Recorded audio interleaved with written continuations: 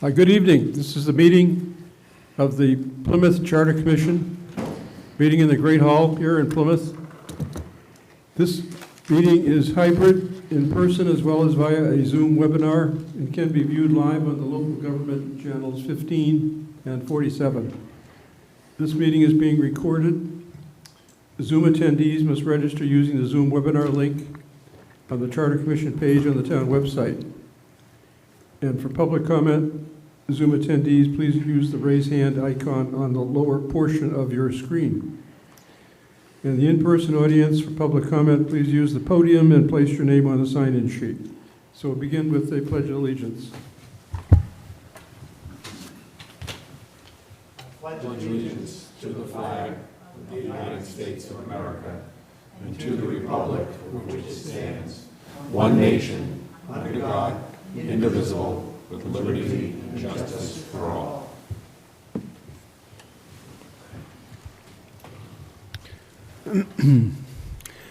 So tonight we have quite a range of different topics, many of them short fixes, short edits. As we're getting closer and closer to the end of the process, the editing becomes more specific, concrete, and detailed. And we're going to see some of that tonight because we want to be sure we got the language just right. The first, and some of these items are carryovers from the last couple of meetings, so there'll be some familiarity. And then we continue to proceed through the charter. The deadline is about a month from today to produce the preliminary draft. So the first item is a review to the edits, a couple of changes that David Peck gave us a couple of weeks ago to section 212-3, which was a presentation of the budget by the Finance Committee, and a couple of related sections which talked about how the budget gets presented at town meeting. So this is detail, but it's also very important. So Barrett has kindly agreed to be here tonight as the Finance Director and discuss these changes with us and anything else she wants to talk about in terms of the charter. So Lynn, you're on, and I thank you very much. I sent to Lynn the copy of David's proposed edits to those sections.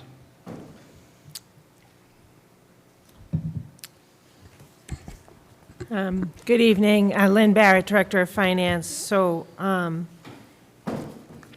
guess maybe I can explain, how we present the budget to town meeting, as it has been done probably in the last 4 or 5 years at least, because the Advisory and Finance Committee gives the motion to town meeting as to how they have developed the budget with our assistance and how they have voted the budget as a group. In the last 4 or 5 years, they've voted the budget by subcommittee. So if you're a town meeting member, you're probably familiar with. This is the motions document that we present to town meeting. The motions by the Advisory and Finance Committee are by subcommittee. And there are A, B, C, D, E, F, G subcommittees. So they're lettered. And then each subcommittee represents a page. And within that page of that subcommittee are all the different departments and or divisions that make up that subcommittee. And then town meeting votes the total of that subcommittee. So there's A, B, C, D, E, F, G. There's at least 7 votes for the budget by subcommittee.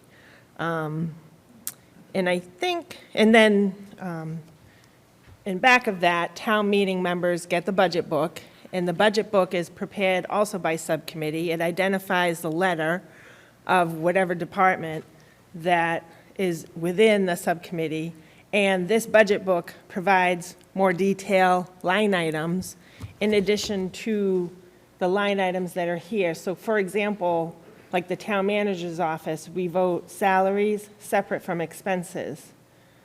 And that's how it's presented to town meeting. We also vote separately departmental equipment. If you remember years ago, there used to be an Article 8 where the departmental equipment got voted in, but we've now combined that with the budget, and it's voted on separately, just like town meeting used to do. And then a department can't move money from salaries to expenses to departmental equipment, not until the last 2 months of the year, where they're allowed to do end-of-year transfers with the approval of the Advisory and Finance Committee and the Select Board. And that's usually when there's, a case where, it's been an unforeseen year. And for example, fuel budget. We had end-of-year transfers for fuel this past spring, May, June, to close out the fiscal year. We weren't aware of these huge increases when we went to town meeting in April, so we did end-of-year transfers where you're able to move money like from salaries to expenses or vice versa. So there's a lot of detail that's provided to town meeting members, and then in the past, if a town meeting member wanted to call out, a specific line item within these budgets, each line item is numbered, so they would ask the moderator to, I want to move line, 6 separately from the rest of it or something like that. So town meeting members have that availability to do that. So that's sort of how we present it. So I'm not sure if the changes that are being recommended, it talks about voting each department separately. Now, we don't vote each department separately. If you were to do that, you would have several more motions, instead of the 7 that we have right now. So that would be one comment that I would make. Excuse me, Lynn, when you say 7, what does the 7 refer to? The subcommittees. So Subcommittee A is voted on by town meeting. And within Subcommittee A, that's more than one department? Yes, yep. So within Subcommittee A, we have the town manager, human resources, the town clerk, Department of Inspectional Services, and then some fixed costs. Because Advisory and Finance Committee, they break up the budget by subcommittee for different people to sort of, you do this section of the budget. And it can include departmental budgets, it can include fixed costs. Like, for example, Subcommittee B is the Finance Department plus like a whole bunch of fixed costs that I oversee, like health insurance and pensions and, stuff like that. So that's how the Advisory and Finance Committee makes their motion to town meeting based on those subcommittee reports, and then town meeting votes those subcommittee totals. But the information is presented to town meeting, so you see the detailed departments with the salaries, expense, departmental equipment, and then the other thing we vote separately is fuel and utilities. So within those departments, you may see another line like in DPW, we have a separate line for fuel and utilities. So that's how the budget is presented to town meeting right now. So David Peck, as the instigator of these minor edits, do you want That's to me. pick up the interrogatory Yeah, here? and so, my thinking, Lynn, is not to change one iota of how you put the individual items together. It's more, my thinking was starting with the Finance Committee in terms of how they break down their motions to present to town meeting. And the driver in this is the sort of the transparency of votes by department, rather than bunching them, because there's occasionally, or we know there's a perception that town employees vote on their own departments. It may be a misperception, but the idea of creating transparency and the ability for the larger public to match votes, departmental votes, with departmental budgets was the purpose. It was not to create any more work for the finance department. It was more a sort of request for FinCom to organize their motions in a certain way. Yeah, it's more work for the finance department because we assist the advisory and finance committee in coming up with all of these documents and all of these motions. So I guess what I was saying was, it sounds like you want a separate motion for the town manager's office because maybe someone that works in the town manager's office is a town meeting member? Like, is that what you're saying? Or like the police Yes. department, you want, okay. I mean, the employees that are town meeting members have no involvement in creating the budget. And, I'm sorry, what? Oh. I mean, they don't create the budget, they don't suggest what the budget should be. I mean, employees get paid based on a contract that's negotiated with management and voted by the selectmen and the union. I mean, I'm not sure. So, Lynn, just looking at the first change there that's in italics, what would you change in that sentence to make it, totally accurate? The one that says the municipal budget presentation shall be organized in a format that allows, and so forth. How would I change it? Yeah, how would you? I wouldn't That's how we're doing it. I wouldn't include the italics. I guess that's how I would change it, but that's my opinion. So what you're saying is, you want me to change the italics to the way that we vote it right now? I mean, okay. Yeah, I mean, David thought that what he was proposing is basically the way we're currently doing it. And No. you're saying not exactly. No, So how would you change the language to reflect how you say we have been doing it? I would put a period right after meeting and Well, you remove all You that. suggest just to I just delete the sentence. leave it the way it is. Okay, Bill Cohen? So just to go over this again. You're saying that the way that the budget is presented in the motions is subcommittee A, B, C, D, and F. Those are the. Yeah, I think it goes through G, yeah, Really, that goes as far as G? yep. Okay.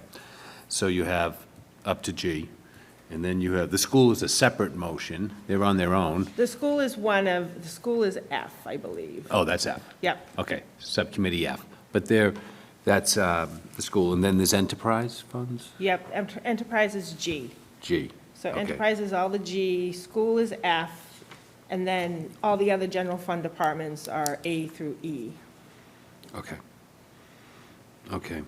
So you're saying that. I mean, I think it's very transparent, There. the way that we Right. present it here. Yep. And the detail that we Right. give town meeting Right. members for Okay. the budget.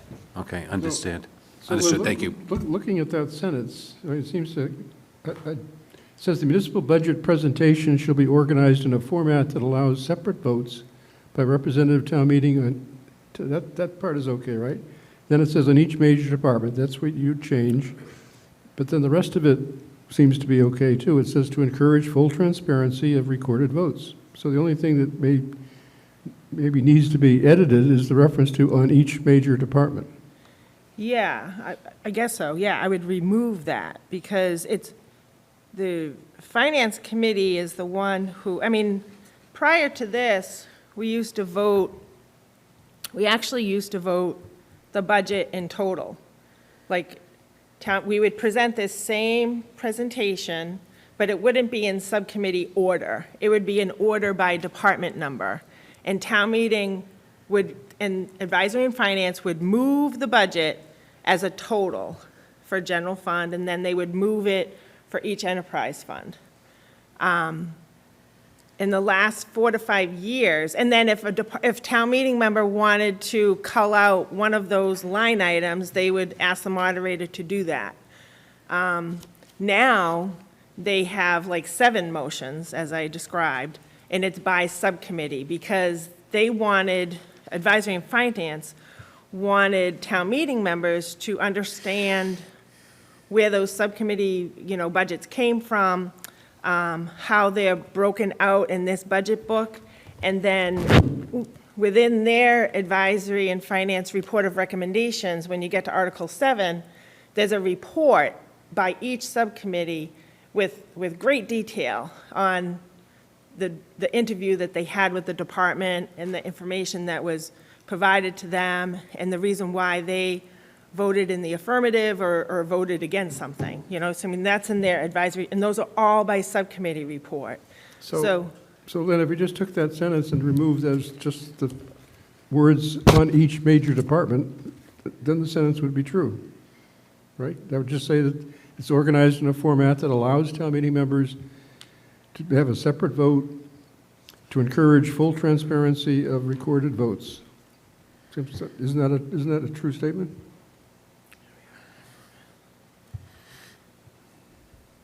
Yeah, I would, remove on each major department, Right. yeah. David, what do you think? Well, as I'm listening, certainly the way we've been doing it for the last 4 or 5 years is an improvement over the prior. I was going to potentially modify it on each major group of departments, such groups to be determined by, Finance Committee and the Department of Finance, or just strike on each major department. Just strike on each major department. Yeah, Okay, which would simplify it. Right now, when Subcommittee A's budget is presented, any town meeting member can say that they have a procedural motion to divide it into departments and vote each department separately. So we have that right now. Yes, And we can also break it down even within departments. I just want to vote on the truck for the fire department, or whatever it is. So we can not only break it down by department, we can actually even break it still even more by line item. you can break it down by line item. So we have that capability right now. So David is suggesting that we formalize it in writing. Is that correct, David? In a 'Cause we way, already can do but it. I'm willing to strike the on each major department, but Okay. otherwise leave the rest of the language. Right. Do we have a consensus to take the change but strike the words on each major department? And take out the comma. Any fierce opposition? Okay, so that's the first one. The second one, Lynn, which is number 2 there, 3-2-1. Again, the suggestion was to include the words, including a breakdown by department. So the budget that is presented by the town manager to the select board and then ultimately to the advisory and finance committee includes a breakdown by department. That already happens.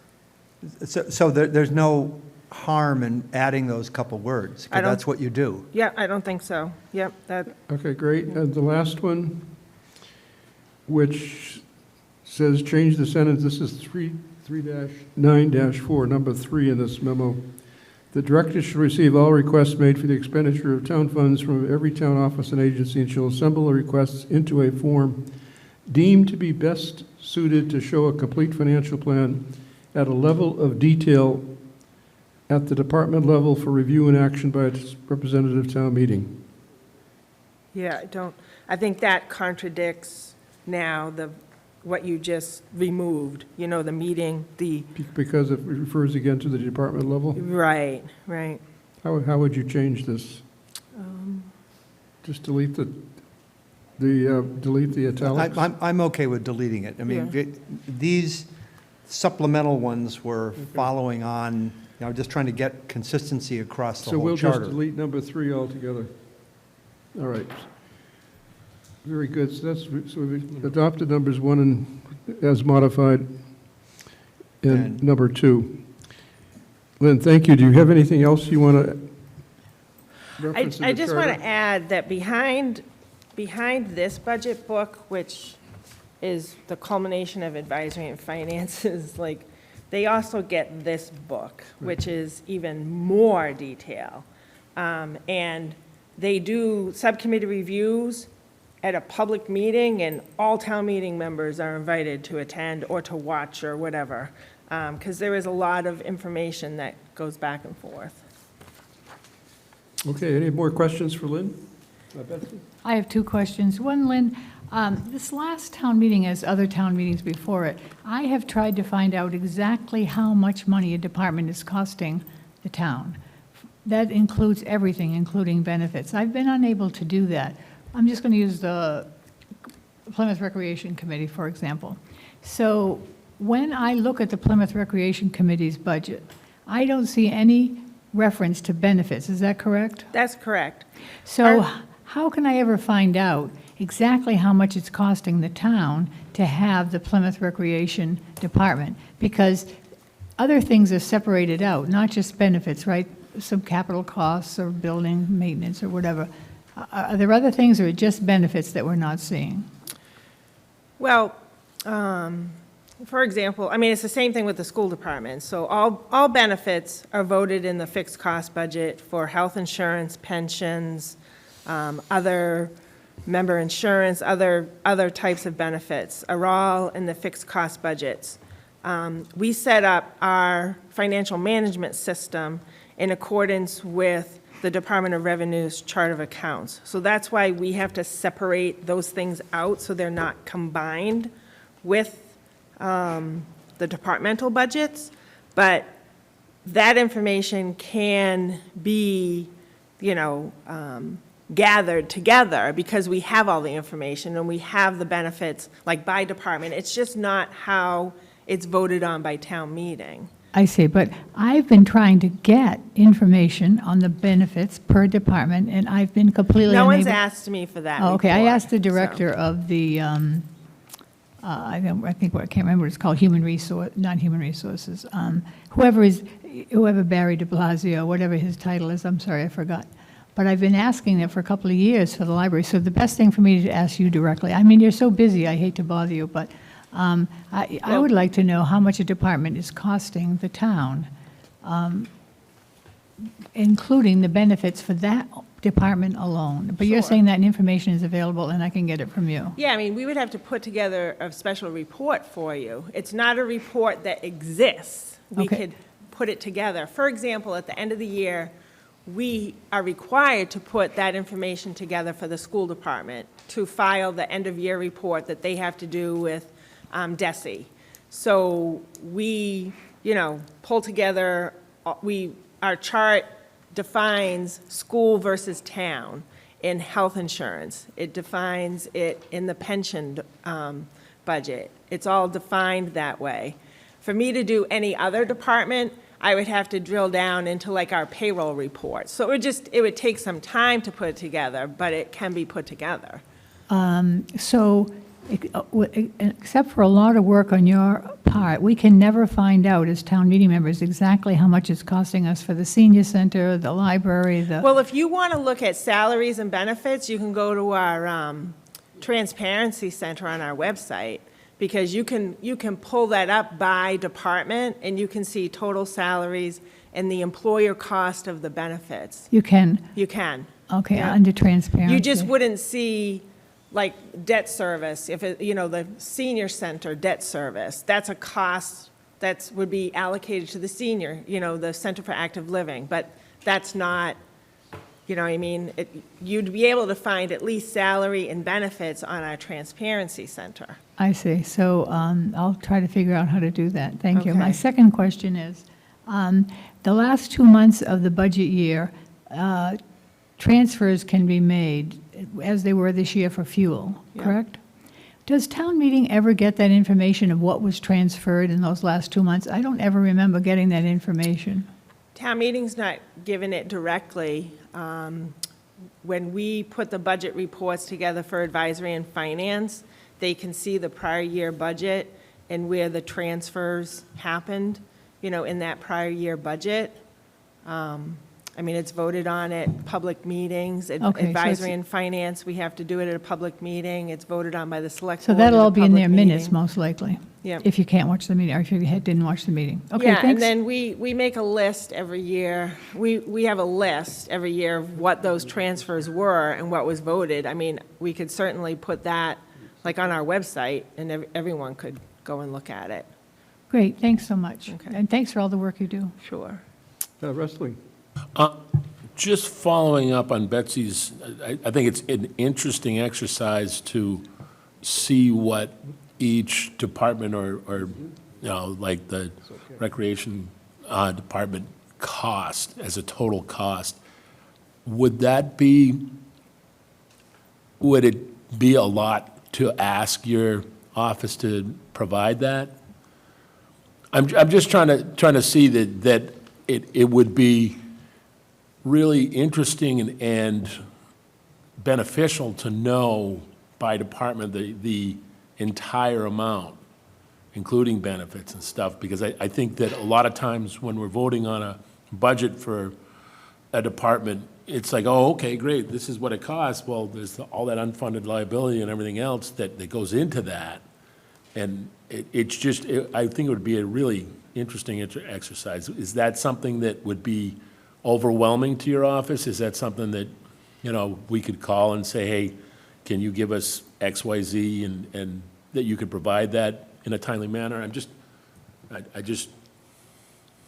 You can ask, and then we'll put it together as Yeah. soon as we can. okay. Or we can go to the transparency page and pull it off ourselves. Yeah, I'm pretty sure you can do the transparency page by department. So you could do that, pull it off the transparency page, or we could. Yeah, you could do the transparency page. I would just pull it out of another Yeah. source. I would like So- to know how much it's costing to run some of our departments, so I'm going to try to figure that out. Okay, Lynn, thank you very much for coming in tonight. It was You're welcome. very helpful. Yep. We appreciate it. Lynn, earlier this, during our earlier deliberations, you indicated. Bill Cohen, your mic? It's on. I wasn't talking close to it, Got it. So early during our deliberations, you indicated there were aspects of our charter that we can't follow because of changing state regulations. There was some things that you noted. I think you've already voted Okay. on those things. All right, good. Just want to make sure we make sure. I know that you mentioned these things in the past. I just want to make sure we include them in our changes. Yeah, there was like the 12-month thing. That was the big one. Okay. That I All think right, you good. already voted All on right, that one. good. Thank you. Okay, Okay? thanks. Thank you, Lynn. Yep. So the next item on the agenda is the conflict of interest provision 2-11-1. We've been discussing this for the last few meetings. At the last meeting last week, we eliminated one of the two sections, but we have left now the section 11-1, which was the result of a motion by the commission to consolidate the conflict of interest all in one section so that it applies equally to every town meeting member, town employee, lawyer, broker, citizen, whatever. Anybody who's a town meeting member is subject to 211-1 without any specificity of what group of class they might be coming from. So we had the language at the last meeting. Since then, the Collins folks and Libby, who was at our Wednesday night meeting, watched the debate, and she, just in the spirit of trying to help things, revised the wording slightly, nothing substantive, but just a slight rewording of where the adverb went and the comma and so forth, just to make it a little bit clearer. So you have two versions of this. And I sent you her suggestion at the end of the week as an alternative suggestion. I'd be happy to read it, but it's basically the same thing. It's just the phrases are just inverted, so it becomes a little clearer. So should we start with what she thinks is a little better way to phrase it? It says, this is 211-1, notwithstanding any general or special law to the contrary, representative town meeting members are prohibited from voting on any article in which the member and/or an immediate family member has a financial interest. New sentence, representative town meeting members are also prohibited from voting on articles involving a financial interest of a business or organization other than the town in which the member serves as an officer, partner, or employee. And that's it. That's the provision. And I'd like to, we have 7 of us here tonight. I'd like to take a roll call vote on this. But first, is there any questions or discussion on what we're voting on? I have something to say. Go ahead. The, Scott. I was the one who originally proposed this, and then I wasn't here for a meeting, right, and I was on vacation out of state, and by the time I popped in, we had already come up with some language. The whole thing that that I wanted to do in the beginning, which I'm looking at the original conflict of interest language that's in the charter now, where it says, who holds a position of employment by the town. All I wanted to do was strike those words from the existing language that was there. And the following line says, employee of such employee's department. So my whole point wasn't to reinvent the wheel. My whole point was simply just to strike a handful of words from what exists. And it's morphed into something that seems to have taken on a life of its own. And I'm kind of in disagreement with that language, because it just seems that it's grown beyond what we've had here. I'm not in favor of it. I plan on voting against it. And like I said, I was the one who proposed it, and then I popped into the meeting late. I had to drive 75 miles to get back to the house to get to my computer so I could join the Zoom. And like I said, my whole point was just strike those words of the original language, which says, who holds a position of employment by the town, and then the following line says, employee or such employee's department. That was my whole point. That was all I wanted to do. And we've just blown this into something way bigger than it has to be. And I'm not in favor of the new language. That's all I have. Does anybody else have any questions or comments or discussion? Betsy? I'm not sure, Scott, what it is that you object to with the new language. You're saying it's complicated or blown out, but what does that actually mean? I mean, what is it in the new language that you don't like? Is this a question, or what are you asking? I'm asking Scott. Scott made the statement that he doesn't like the new language, and he said it's blown way out of proportion, but exactly, I'm wondering which words or which paragraphs or which sentences he objects to. He says he's going to vote against it, but I don't know why. Like I said, it was my motion to begin with, and my whole point was just eliminate those words. That's all. And then it's turned into 3 meetings worth of stuff over all I wanted to do. Like I said, I was the one who originally proposed it. I've spoken about it a bunch of times, is just strike some words that are in the current charter. I think what's in there is fine. I don't think it needs to be completely rewritten. I don't think it needs to be, which appears to me, it seems to have expanded a little bit. Maybe that's my interpretation of it. But like I said, my original point that I made was simply to strike those words, and I thought that was fine.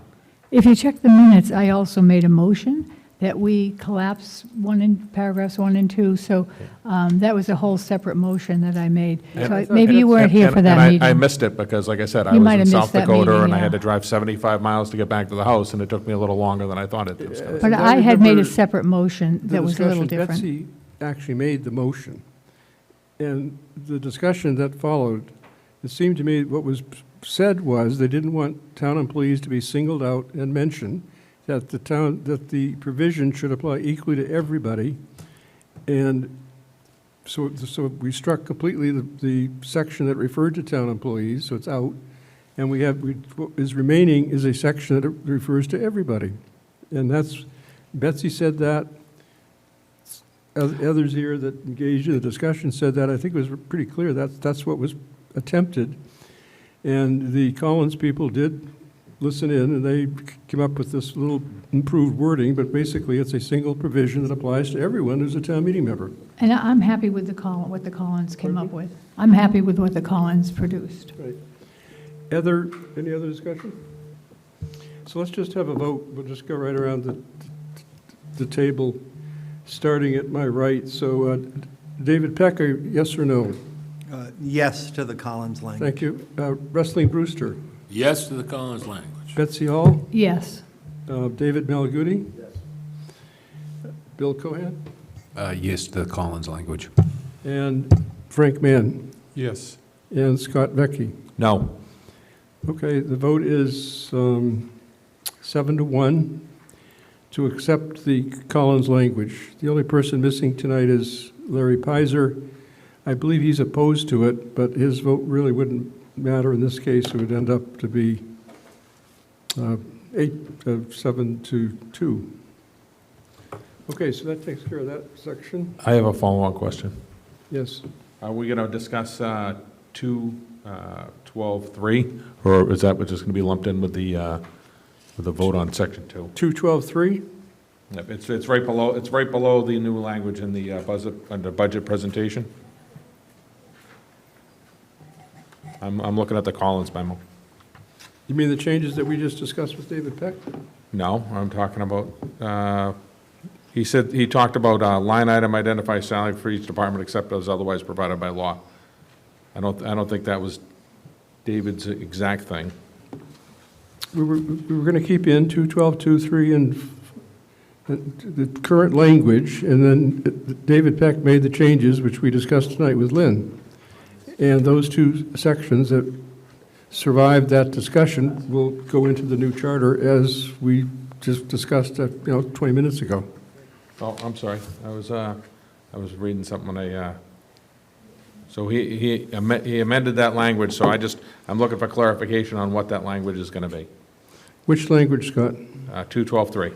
If Dave. 212.3 is the one that said the budget presentation should be organized in a format that allows separate votes by representative town meeting to encourage full transparency of recorded votes, period. Okay, and that was what Lynn had suggested. Yes. Okay, I'm fine with that, thank you. Okay. So now,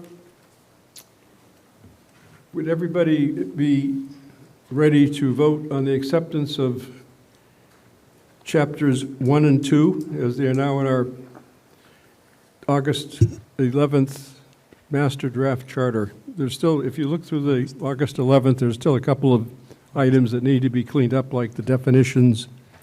I think there's one or two other items, but they're in yellow. Are you talking about the August 8th? Excuse me, August 8th. Oh, good. Yep. Yeah, we've only had two full drafts. We had the July 11th, and then now we have the August 8th. So this would be a vote in favor of chapters 1 and 2 in the August 8th charter. So pages 4 through 21?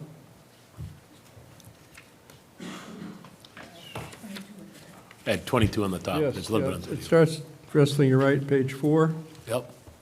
through, well, the end of chapter 2, which is Top of 22. 20, Top of 22, right. right. Yep, to the top of page 22. Wrestling, were you making a motion? No, I was asking what it actually So was. page 4 to the top of page 22. Mr. Chairman, I just have one question. Yes. Where did we put the whole thing of term limits that we turned down and made the concession to remove the incumbent? Oh, there's a you mean the thing that said candidate for election? Yeah. That's in chapter 5. Okay, great. I'll bring that back I'll up then. point it out when we get to it. It was Okay, yeah, already- because I'd really like to yeah, it's relook a- at that vote. It's a section in chapter 5 that did say special, candidate for election, we were striking it. Right. Is there a motion then to accept chapters 1 and 2? Mr. Chairman, just looking at the Collins, or the August 8th draft, Yes. on page 15, there's yellow highlights, and on page 16, Collins to draft language saying COPC will vet candidates for moderator. So I'm not sure we're quite done with Well, you're looking at Section- 28-1? I'm looking at page 15 and 16 of the August 8th draft, Right. and there's at least two highlighted sections. Well, subject, David, what I'm suggesting is that we accept the chapter subject to these yellow, the two things you referred to are both Collins items. Well, one of them is a legal question, which will be submitted to our legal counsel. That's the first one, in 28-1. And the other one, which says Collins to draft language saying COPC will vet candidates for moderator, that's to be an insert, yes. So if whatever you're doing right now does not, it's with that exception. Yeah, okay, so the motion should be careful to Yes, right. allow that Yep, that's it. future adjustments. Mr. I Chairman, move that we accept chapters 1 and 2. wait a second, excuse me. I wanted to Is someone comment talking? before I'm a motion recognizing was made. Betsy right now. Betsy? I move that we accept chapters 1 and 2, except for the sections that the Collins Things group will that be have been getting back accepted to us for the on. Collins. Yes, over here. Frank? Does it have to be seconded before I comment? I think it has to be seconded first. I'll second for For comment. discussion. For discussion. So I was unable to attend because of a planning board conflict last week, and many of the issues on the planning board and the master plan were discussed, and I was looking over them. And there's a lot of little subtleties and things that I would like to address, so I apologize for slowing us down, but there's But they're in And chapter then- 3, Frank, right? the preamble as well. Yeah, but they're within Except for the, the preamble, the planning section is all in 3. is it? Yes. I thought it was within 22. What we're looking at is chapter 2, which doesn't have any planning. The planning is over in 3. Page 22. Beginning of page 22. Chapter 3 starts at 198. But Well, I reserve the right to revisit some of these things, but I won't slow things down. Thank you. you want to talk about the preamble, though? The preamble is definitely in chapter 1. Yeah, don't need to talk about it now, if Pardon we me? can move ahead. I can't hear you, Frank. Don't need to talk about it now, we can move ahead if you'd like. Okay. So there's a motion to accept chapters 1 and 2, with the exception of the items of which there are a few to be still finished, as noted in the August 8th draft. Except for those items, the motion is that you're accepting all the other language in those 2 chapters. And I would also accept the moderator, the preamble, which Frank wants to take another look at. So other than those items, is there any further discussion on the acceptance of these 2 chapters? David? Maybe just one final time, if it's the final chance. I still believe we should have 6 town meeting members per precinct and not 9. And our current draft says 9, and just wanted to have one more time for us to David, I think- take a final vote, if we may bring that up for a final turn. Do you want, we can have a vote right now if you wish. Yes, I would be glad to make a motion that Okay. we modify the number of members per precinct from 9 to 6. So we have 2 in any election, with 3-year overlapping terms. So Dave Peck has moved that the number of town meeting members per precinct be 6 instead of 9. Is that seconded? Second. Second? Any further discussion on that question? So all in favor of David Peck's motion to limit, to have 6 town meeting members per precinct? Say aye, or raise your right hand.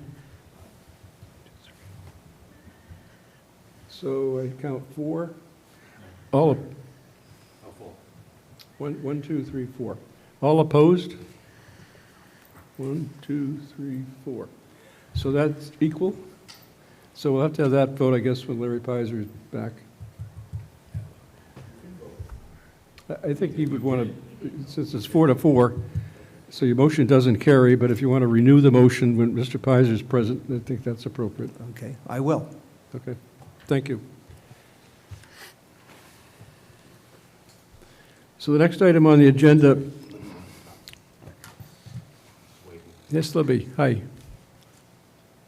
Hi, could we just get some clarification on Mr. Peck's, the point that he made regarding the Collins Center to draft language saying COPC will vet candidates for moderator?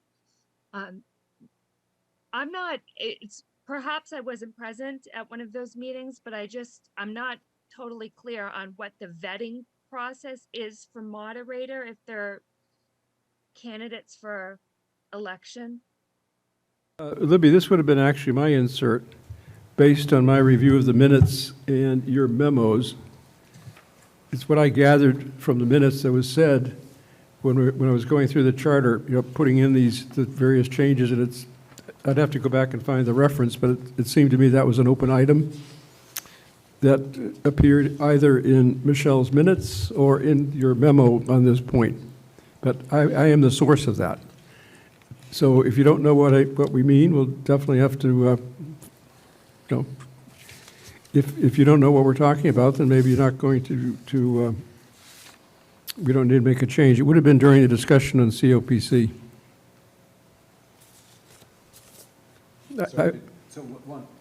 So could you just draw us to this section that David is talking about? Where page are we on right now, David? No, this isn't a David Peck point. Page Page 16 at the top of the, top of page 16. David just noted it was an unfinished item. The question is where it came from, and I think it came from the minutes of a meeting in which we were I think discussing it. Yeah, we were having a discussion about how would we facilitate the presentation of these candidates, and it was thought that the committee of precinct That's right. chairs might facilitate that. I Yeah, think that was part of our discussion that night. Yes, the discussion said it wasn't feasible really to do it at town meeting itself, just prior to the election. And the discussion then moved to having, well, maybe that's something COPC should do. It'd be more appropriate. I know what you're talking about. The discussion was that there might be some type of like candidates night or something before the COPC, that type of vetting. Correct. So if you give us, that's the wording we're looking for. And you want to put that in the charter? I think Rather that than, I mean, sometimes groups hold these types of candidates Procedure. nights or forums. Libby, it's since the whole thing is new, we thought it would be a good idea to kind of lay out the track in the charter, how it's going to go forward. And there are equivalent provisions in here for nominations and all that stuff. This seemed to be something we would want to put in there because the discussion was how can you do it at town meeting? Anyways, you know now what we're talking about. I do know that you were talking about having a forum, Right. perhaps, where people could state their positions and kind of campaign, and that the COPC might host that type of discussion. Just add to that list of duties for the COPC. There's a section here that has several duties, like 1, 2, 3, 4. This would just be an added item. Okay, I think I understand what you're saying. The idea of vetting a candidate, kind of, that language wasn't resonating with me, but I understand, I remember the discussion. I didn't realize you wanted to memorialize it actually in the charter. Like I said, sometimes groups develop their own procedure and, if for some reason a forum couldn't be held, would that be a violation of the charter then? If the COPC couldn't hold a candidate's night? I would think you can write the sentence so that it would not be a clear violation. It can be a statement of intent that the COPC will, attempt to hold a candidate's night or whatever. Okay. All right, so the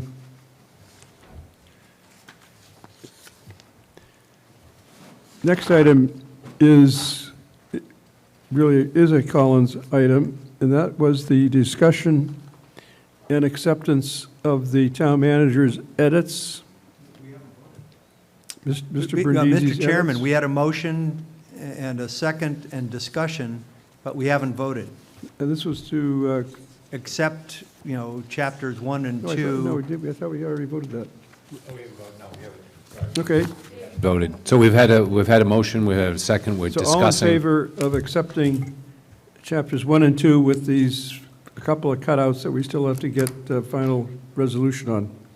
And a return when we're a full committee to Yeah, the... that was, Okay. So with those conditions, I'm in favor. right. All in Yeah, favor? if- 1, 2, 3, 4, 5, 6, 7. And David? No? Okay. So it looks like 7 to 1 to accept chapters 1 and 2. Right. So the next item is the discussion and acceptance of the town manager's edits. So I look to the Collins team to perhaps lead us through those edits, and everybody by now should have that draft of the existing charter with the town manager's markup, mostly in Chapter 3. Sure, Mr. Chairman, we can walk you through it. I'm looking at a PDF version of that, I think, that had markup, and it was 10 pages. It had said 5/2/22 markup with Brindisi comments as the guide, if that's okay. And let's see here. Let me just grab my notes next to it so we can go through here. These are the changes Okay. that start with page 8, 9, 10, and so forth. Yeah. So on page 8, there's no real change necessary. He's just, looks like he's noting it's in the bylaw as well. So there will need to be an updating of the bylaws if and when this charter is enacted to match with this. But the charter will supersede the bylaws, so there's nothing, no immediate step needed to be taken there. On page 8, 212.1, there is no change. Right. He was just noting that the bylaws will need to be updated later. And by the way, as I go through this, Pat and Libby, feel free to jump in if there are other things. So on the next page, page 9, the one item is the commission has already dealt with striking 212.4. So we can jump down past that. Eliminated. The next one is 327, and this is one that you've already got checked with council, which is good. You should check with your council on that. We do have we share Mr. Brindisi's concerns about this, but we would defer to the council you're going to have review this. Mike, on that one, I thought he was just referring to the summarizing the investigation and Yes. printing it in the annual town report. I concur with that. That was my interpretation as well. And he wondered whether or not it was legal. Yep. Okay?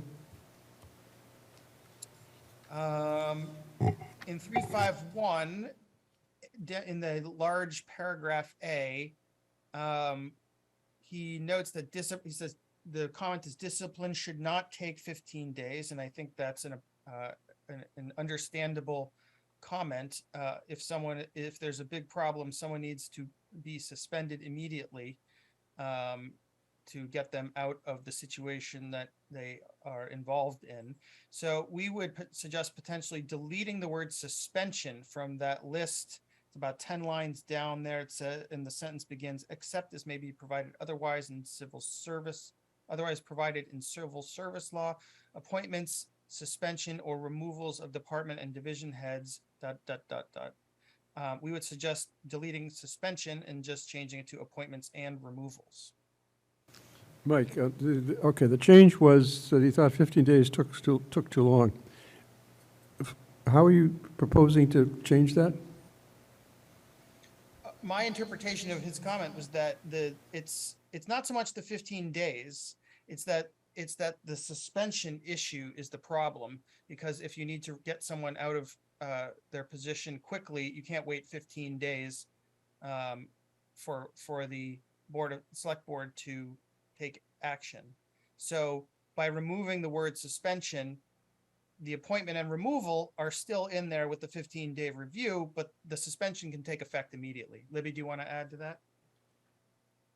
Alternatively, you could have language that said that the 15 days shall not apply to placing an employee on paid administrative leave, which is what is typically done when you need to act quickly and need to act quickly without a hearing for an employee. Okay, so this one, can you actually give us a revised section there? It sounds like it's a little more complicated than simply his edit would have been. Well, there's two options on the table. We could, one of them is simple. It would be just deleting the word suspension. The other alternative would be what Libby's proposed new language which we could draft up.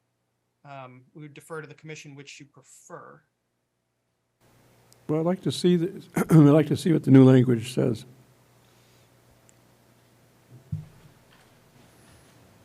Okay, we can for the next meeting, provide some new language there. And so the two choices that you can follow through. Because it looks like his comment was discipline should not take 15 days.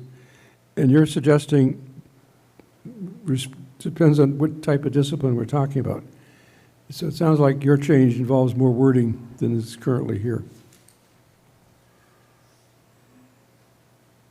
It depends if the concern is more, I think, about the 15 days, then, that we could be dealt with by shrinking that down.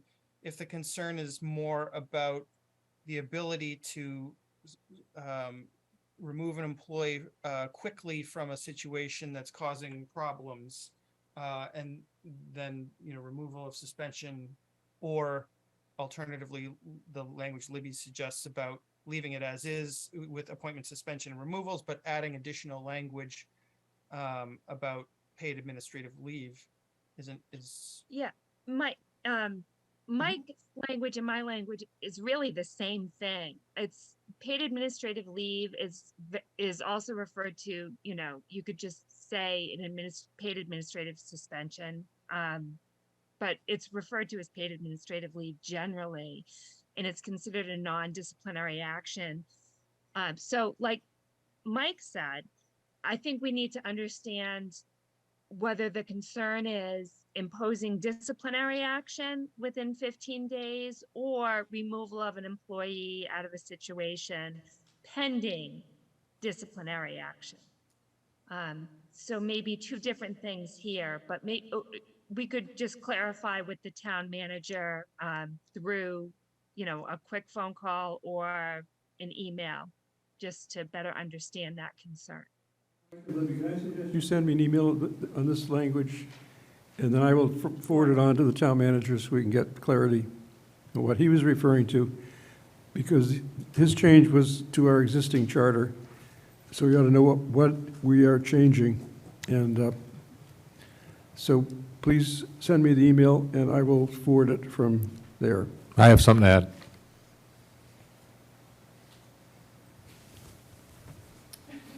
Hey, Scott. Within that, my only concern is that there's some type of due process involved. That it's just, if we're shrinking things down, I don't want to see us gloss over, people's rights of due process, just in the sake of streamlining. So whatever language we're talking about, in my opinion, needs to have some type of due process, some type of appellate, even if it's before the town manager, before we just cast people out. So that's all I want to add, is some type of due process involved before we take, some type of immediate action. I mean, there is a time and a place when there's some type of a glaring issue, but for the most part, I mean, even those people should be referred to the town manager for some type of a hearing before they're just in a due process type manner. If everybody understand what I'm saying? Well, continue. So you're saying that you think that the 15 days should be in or expanded? Well, I think there should be, if we're going to remove an employee, there should be some due process rights before that happens. Due process, even if it's an appeal before the town manager or something like that, or assistant town manager, there should be some type of due process involved while we're writing this language. So clear enough? Scott, just to sort of recap the bidding here, we started with the current charter language. The town manager Yep, made a point of the 15 days being too long. 15 days before you impose some type of discipline. And again, I've been looking for whatever memo we're reading from, and it's beyond me. I've been trying to find what memo we're reading So from. I think this is directed to the Collins team. Could you give us some new language so that we can then study it and then go back to the town manager with it and see if he agrees that we interpreted his edit correctly? Of course, we want to. We can do that. Yeah, we can do Proposing that. actually is more due process than currently exists. Well, and just to clarify too, for the commissioner's concern, we're not touching the removal piece of this here. This is simply about the suspension side of things, whether that has to wait 15 days for an employee to be suspended, or whether they can be suspended immediately paid while there is a process underway.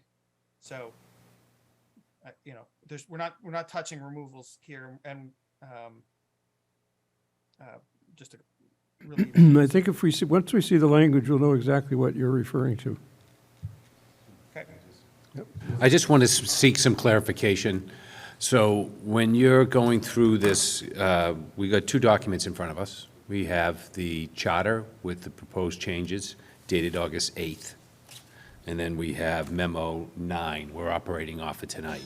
When you're making these references, we're now looking at the charter under this section, correct? I'm So we- looking at the memo from the town manager. Okay, so when you, just to help us, so there isn't any confusion, when you go to speak and reference something, tell me if we're going off the memo from memo 9, or if we're going off the charter with the highlighted changes from August 8th. I think it would help me. They were going off I know what they might have been going off of. I just wanted, in the future, as we move through it, just let us know what we're going off of. There's a little bit of confusion I'm having. Yeah, I think, Bill, this was a bit of a special case because we had the current charter with edits by Mr. Brindisi. Correct. So it was the current charter with his edits that they're commenting on. Okay, Mike, let's keep going on page 12. Frank? Make one point and ask if it's applicable. Just a little bit farther down, it talks about the planning board and the same situation. So would the changes that we're suggesting also apply there? It says, it says the same authority to veto the action the town manager provided herein shall accrue to the planning board in case of the appointment, suspension, or removal of the director of planning and development. So I'm not sure if that's the same situation and whether it's applicable. We can look into that too. Thank you. And just to clarify again, what we're going off of here, this, as the chair indicated, this was a separate document, a red line version of the charter provided by the town manager, and we were given an excerpted PDF that's just 10 pages long, with only the pages where the town manager's comments appear in highlighted yellow and red. And so that's what we are working off of right now. It's dated 5/2/22, markup of Brindisi comments. So, Mike, can you focus for a minute on D, which is where he put the word planning at the end of the sentence? What was your thought about that one? D is in David. It's on page yes. 6, page 12. So there's a couple of possibilities here, depending on what the commission wants to do. So what the town manager is indicating here and later is that the town manager is given the power, as it says here, establish, reorganize, consolidate, or abolish any department or position with the approval of the select board. But then later, the charter spells out finance, DPW, and planning. This is how these are what the departments are looked at, and so the town manager actually can't.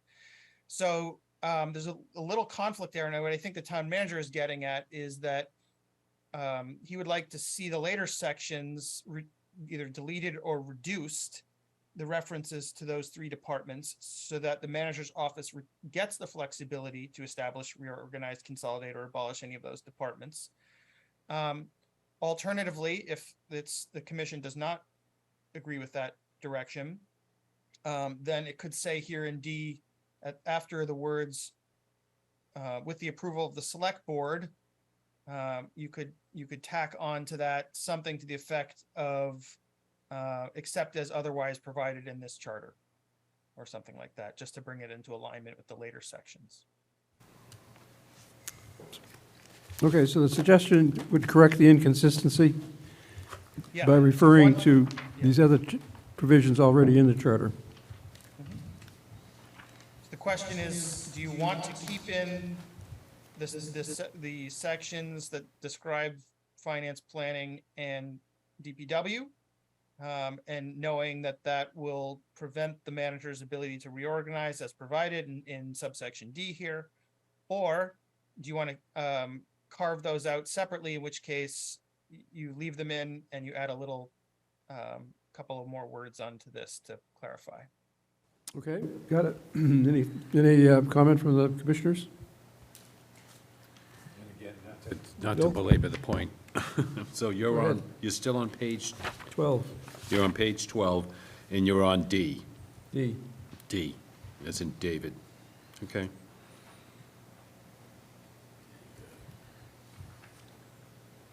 See, the provision says that the town manager can consolidate, abolish, reorganize, or establish any department. And the town manager is saying, yeah, but the charter later on says you can't do it as to the finance or the DPW.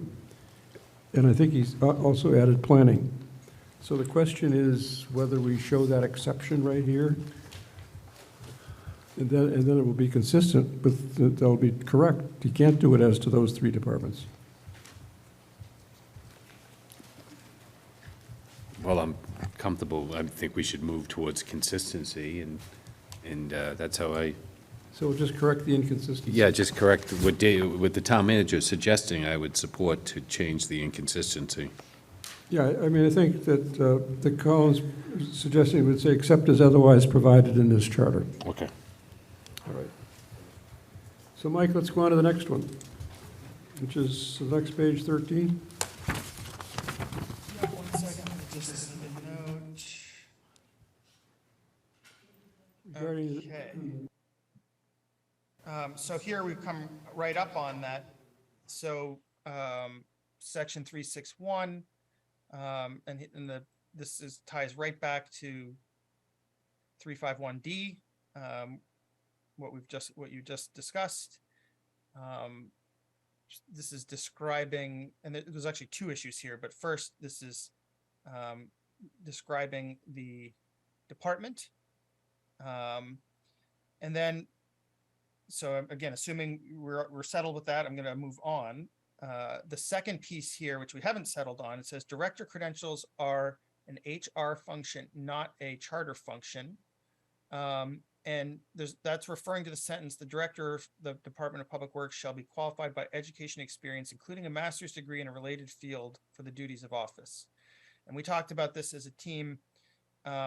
I don't think there's any issue with saying the director shall be qualified by education and experience. That's vague enough that you can interpret it in a bunch of different ways, but the including a master's degree in a related field, we would concur with the town manager that that is not necessary for a charter, that is going to be a decision made by the town manager, made by in conjunction with HR and thinking and under the goals of the select board in understanding what that position needs at that particular moment. And so if I can interpret the town manager's comments a little further, he would be saying that you are potentially precluding a candidate that might be the perfect candidate at the perfect time, simply because that person does not have a master's in a related field, and that would be detrimental to the functioning of the department. And therefore, we would support striking, including a master's degree in a related field. Bill? I'm just trying to see, it's kind of interesting when we go through the charter and we start seeing things like this, I'm trying to figure out what previous charter commission or committee came up with these alterations and what was the rationale. I know at different town meetings over the last 20 years, there's been some great talk about how we care for our buildings and how we maintain our resources, and the Department of Public Works and facilities managers have been part of that equation over the years. So I'm trying to think that this must have been put in there because there must have been some concern. I know there's people on this commission that have been involved in these matters longer than I have, and be interesting to know if anyone has any recollection of why this would have appeared in the charter. Because it is, I agree with the Collins, and I agree with the current town manager that we need to clean up this inconsistency, and maybe we should remove that. But it seems kind of interesting that it's there in the first place. Why would it be there? Bill, let me just say, I have a very distinct memory how it was put in 20 years ago. we debated, we discussed the then current DPW head, and let us say there was some dissatisfaction in town that carried over to the members of the Charter Commission, and that language was added for a specific situation that existed at the time of that charter. And I remember it distinctly. And therefore, I think to Colin's point, that we shouldn't have that amount of detail in here is probably very well taken, since that was a situation-specific addition to the charter to meet a then need. But probably, obviously, it shouldn't stay in the charter going forward. Bill, do you need motions for these changes, or are we just going to sort of say, I Well, we're agree? just editing them. When we're finished, we'll see if we want to Do it all accept at the changes once. we're making. Okay. Well, I'll say I'm in support of deleting that. Yeah, I am too. I'm in support of deleting that phrase. Right. Okay, any disagreement? So we'll delete the reference, Mike, to the master's degree. Great. So proceeding down on the manager's comments, the next one is 371, Board of Health. BOH, the Board of Health should have credentials listed. So this ironically moves a little bit in the opposite direction.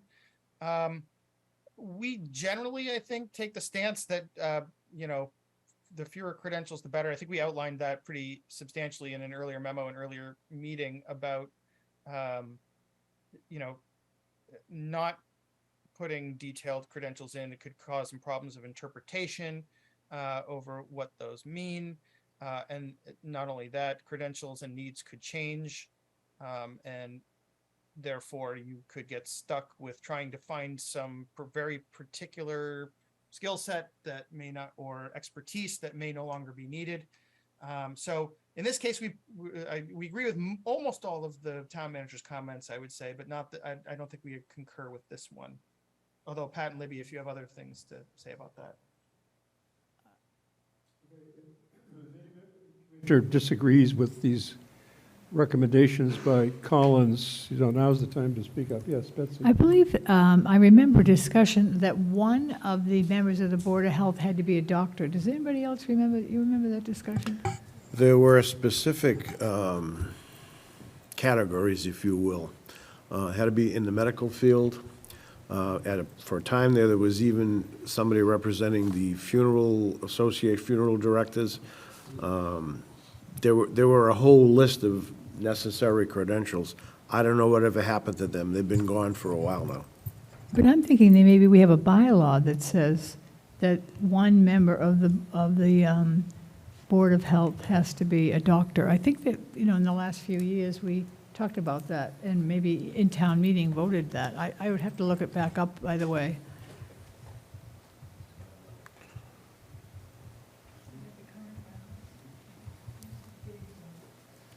Bylaws are a little easier to change, so that I personally would feel that that's less problematic to have a bylaw that says that.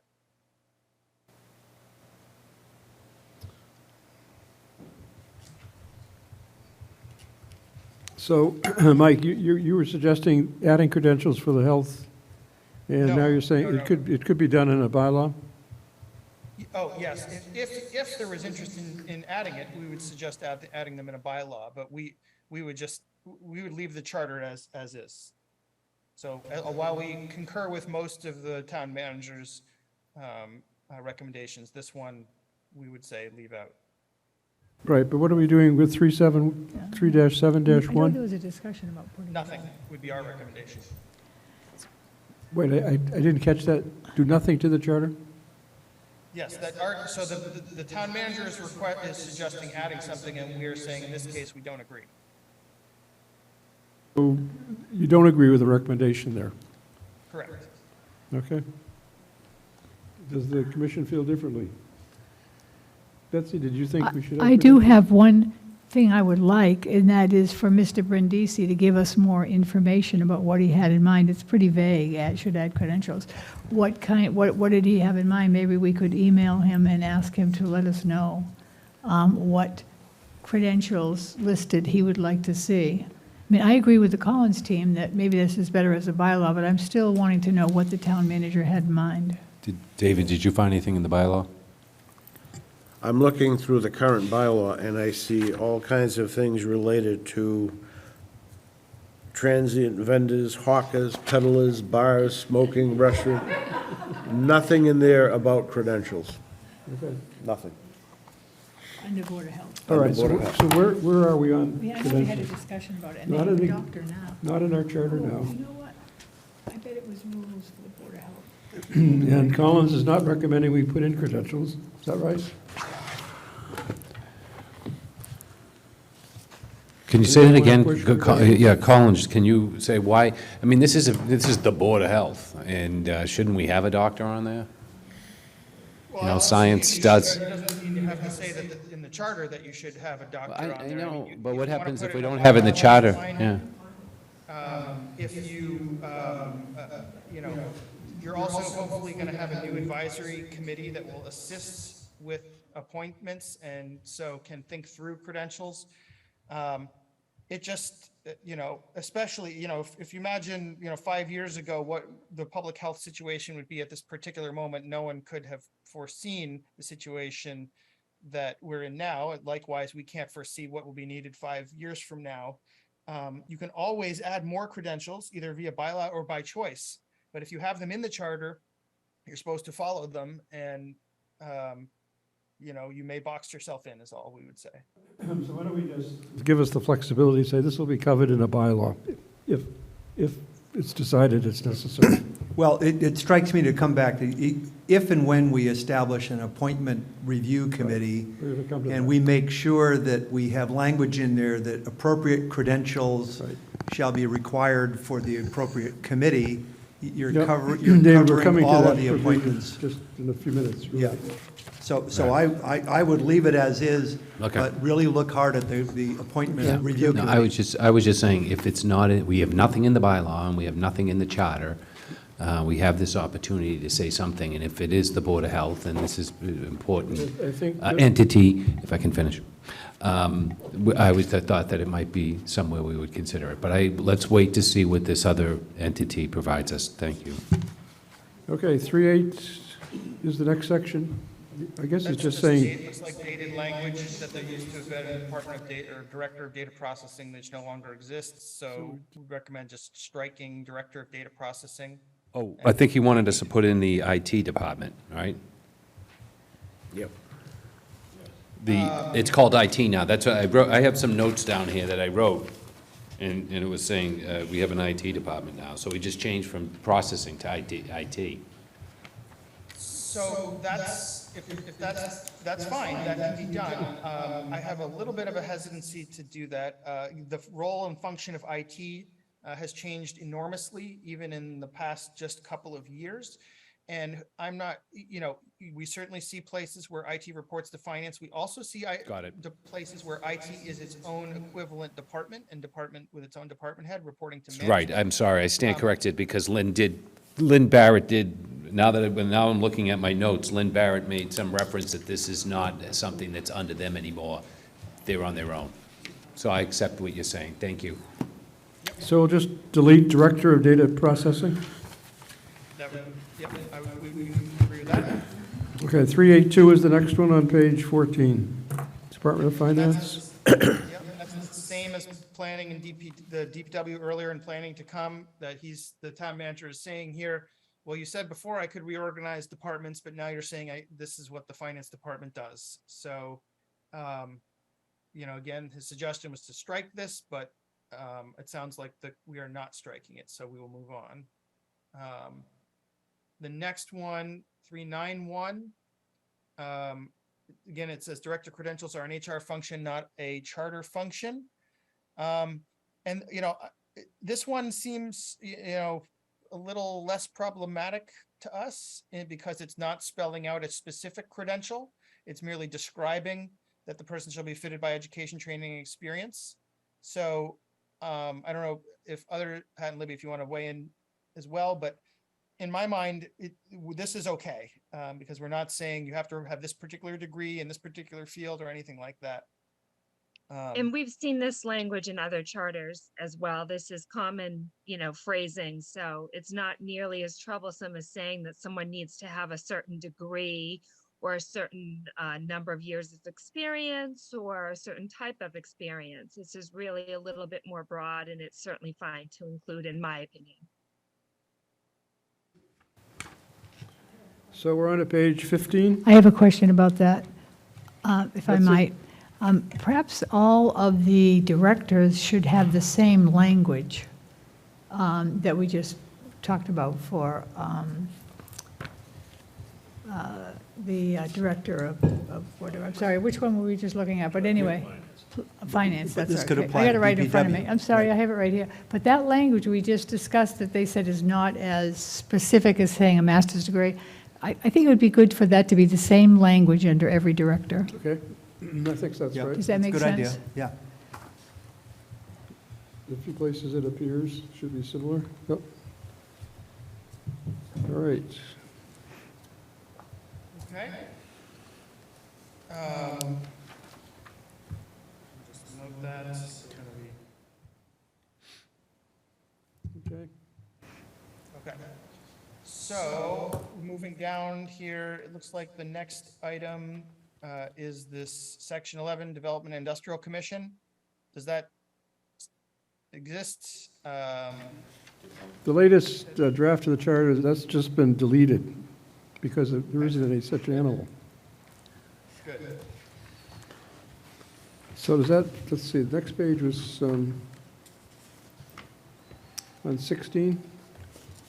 Yep, so then we've got the same issue with the planning department that, but we're not, the commission has decided that we're leaving this as is.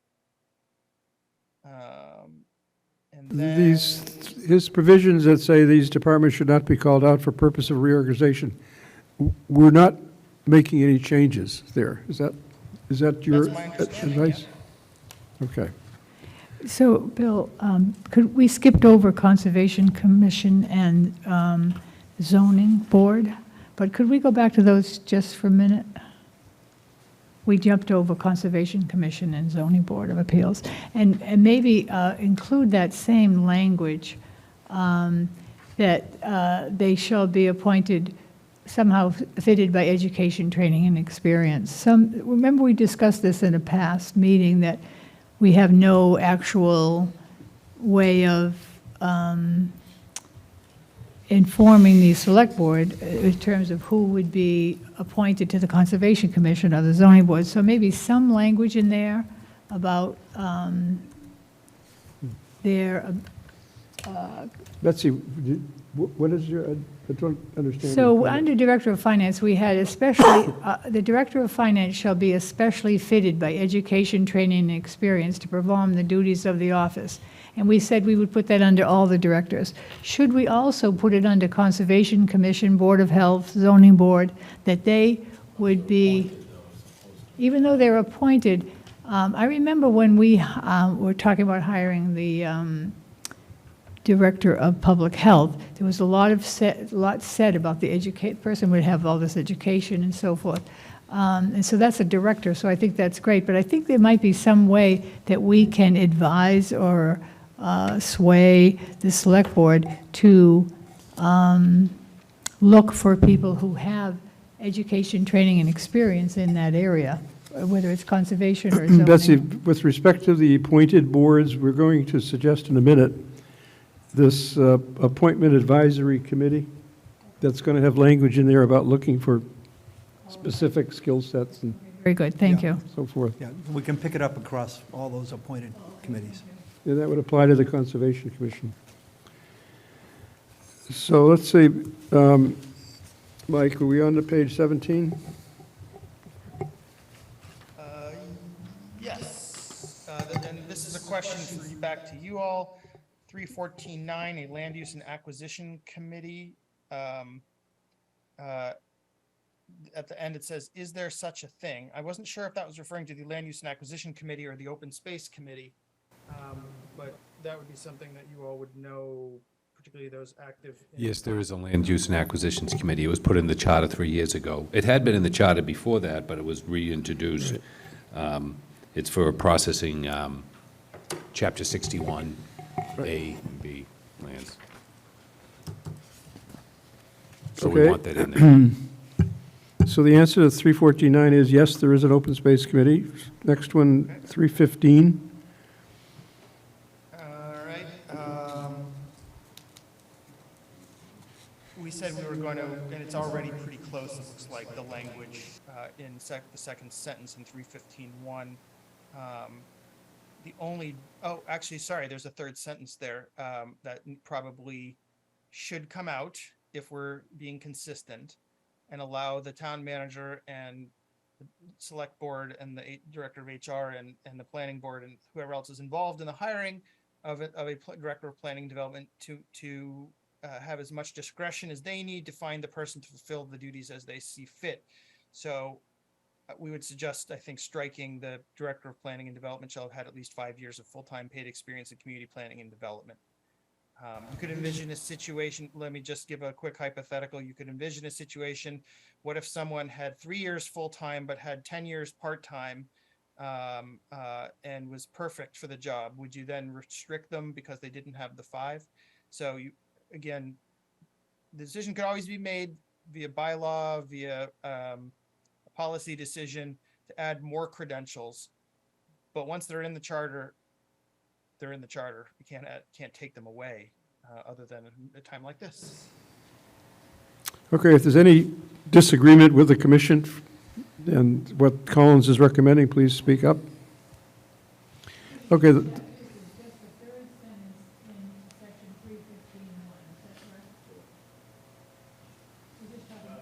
Sorry, we're just talking about the third sentence in 315.1 under Director of Planning and Development. Delete that sentence, is that correct? Yes. You want to delete the third sentence there, Betsy, referring to the 5 years. I agree with that. Okay, the last change you had is 621, where the comment is that it conflicts with the section above, so that's just a matter of making the two sections consistent. Right? And some of that will depend on what the commission wants to do with the earlier one that we need to provide language for. So we will make the two sections consistent. So that completes those edits. Is there any discussion about any of the edits we just went through? Are we all in favor with the edits as so, but with the changes advised by the Collins team? Sure. Yes, but, you know, this is reviewing the Brindisi Right. recommendations. We still have chances to go back and look at That's right. other language. Yep. Yeah, this was all in section 3 and then further sections into the charter. Okay, thank you very much, Collins folks, for the going through the town manager changes. It being 8:30, this is the time for public comment, both over Zoom or in person. Yes, I recognize Pat McCarthy.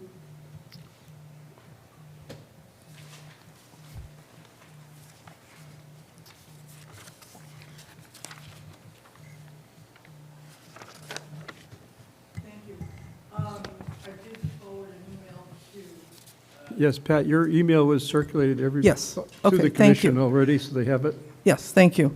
And I just wanted to make a couple comments so the public could hear. And the website had a little problem over the weekend, so I wasn't able to review the latest red line report because it had gotten deleted, so. But this is based on some of the meetings I reviewed and whatever. So I just, first of all, thank you to all of you, Charter Commissioners, for your due diligence.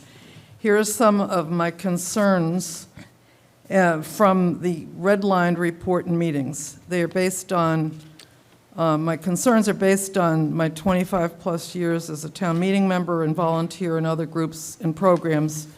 I'm currently town meeting member in Precinct 18, formerly 5, a past precinct chair for 5-6 years, and current vice chair of 18. Anyway, in 2 2-7-5. And these are my bullet points there. Dates need some adjustments to fulfill the Finance Committee appointments. The Finance Committee terms expire on June 30th. Precincts have to call a caucus meeting to reorganize within 20 days after the mid-May election. The new precinct chairs meet within 30 days of the election to reorganize the COPC, being mid-June. How will the new COPC have time to post and interview Finance Committee candidates that are due to be appointed by June 30th, when you have a new COPC only in mid-June? How will the COPC find candidates quickly when there is a short notice of an FinCom vacancy, as often happens? I don't think town meeting members should be on the Finance Committee. Who will know if FinCom candidates are on both lists? There will be two lists, 10 appointed and 5 appointed, on 2 different lists. What So- are the 2 different lists again? Candidates for Finance Committee. You have 15 appointments appointed by 2 entities. You're saying each appointing authority would have its own list? Correct, but somebody's name could be on both lists. Currently, there's a backlog list of people, the way it's done now, that are available at times that can be called upon, and a lot of times the Finance, this is my concern, a lot of times a FinCom member needs to be reappointed, within a week or 2. And the practicality of the whole appointment process to me is a little complicated, because COPC meets once a month, and the urgency of getting a full, a full group on the FinCom. Those are just the appointing and the dates, and an old COPC group overlying, and it's based on town meeting dates and election dates. So as I was reviewing it, that was always confusing. As I watched your meetings, I thought that was confusing. So why don't we deal with that for a minute or two? Basically, you've got 2 issues here. One is the timetable. Timetable. And the fact that one of these appointing authorities is in the process of reorganizing. I suppose the same kind of change could be taking place with the moderator, too, if you have a brand-new moderator. In any event, you get 2 appointing authorities, and then you have a short time period to get a Finance Committee person appointed by June 30th. So I recognize the conflict, but any suggestions to how we want to resolve that? Could I, I think we'll just listen to her public comments and take them under advisement and Right, discuss them. right. She's bringing things to our attention. I don't want Yes, I to, know, Bill, but she's got 2 points here. It'd be nice if we kind of dealt with this inconsistency. I would, but I'd like some time to think about it. I'm All right. listening to the public right. comment. I don't want to take action until she finishes, and then I'm looking at it. right, okay.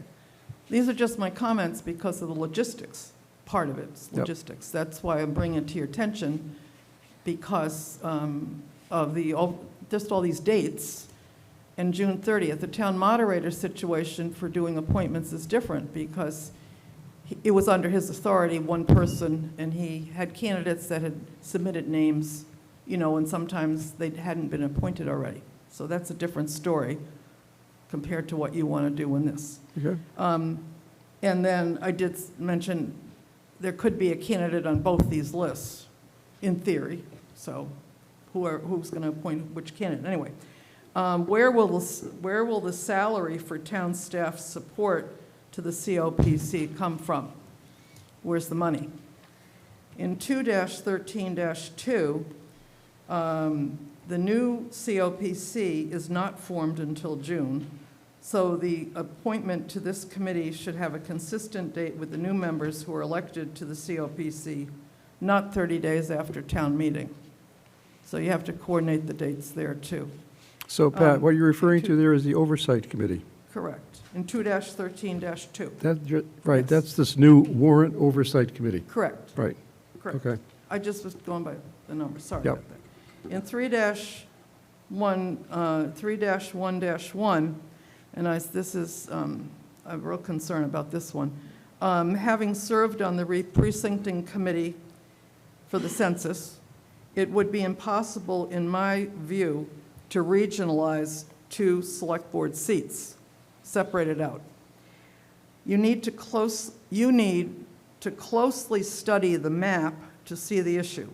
For example, Precinct 18 goes from South Middle School, north, up the center of Long Pond Road, heading north. The left becomes Precinct 10, and the right is Precinct 18, to the prison, and then we go east down Jordan Road, towards Precinct 4 in that area.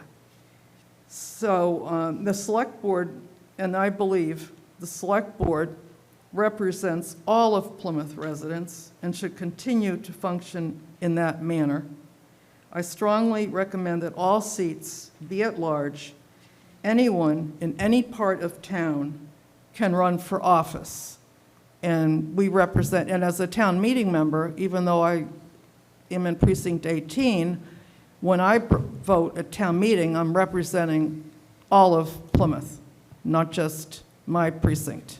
So I strongly feel that you can't have a north-south divide to have two regionalized seats. You can't do it 1-9 and 10-18 because those precincts don't overlap each other. They're all over the place.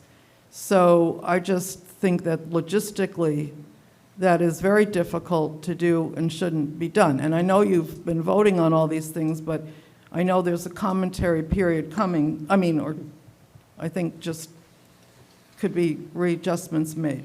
Thank you. Thank you very much. Just a question to Collins. Isn't the, in our transition chapter, one of the items is determining these districts for purposes of the select board candidacies? Is that right? That was a question to Yes, Mike? there is a provision in the transition. There's language for the transition provision regarding how those districts would be determined. Any comment? Move on to the next public comment. Thank you very much, Pat. Any other public comment? Michelle, do we have anybody on Zoom?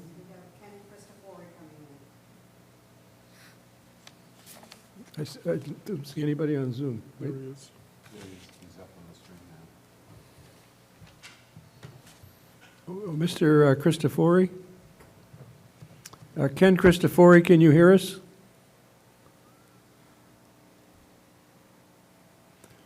Ken, are you there? Can you hear us? Christofori.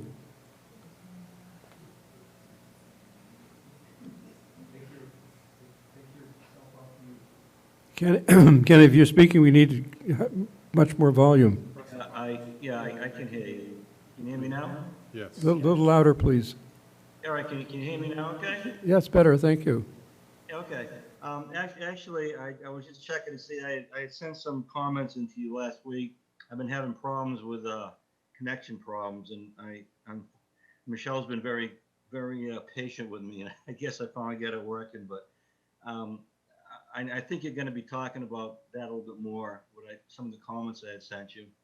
But tonight I actually didn't have any comment, other than the fact that when you spoke about how to divide the town up regionally, I think in one of those, in that comment email I sent you, you can't really divide it north, south, east, west.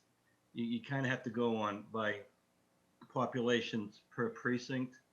So in other words, like you try to divide the town as equally as possible population-wise based on precincts, not like not like just drawing an imaginary line of dividing precincts up.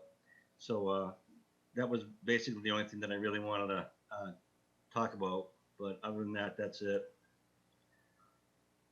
Thank you very much for your comment. Thank you. Any other comment? Okay. The next item on the agenda is a new section which we're considering called the Appointments Advisory Board. And this was discussed in your memorandum number 9. I sent you the language today that one of our commissioners had proposed for changes or possible embellishments to that section. So I asked you if you would try drafting the language for this new section, and we'd talk about it tonight.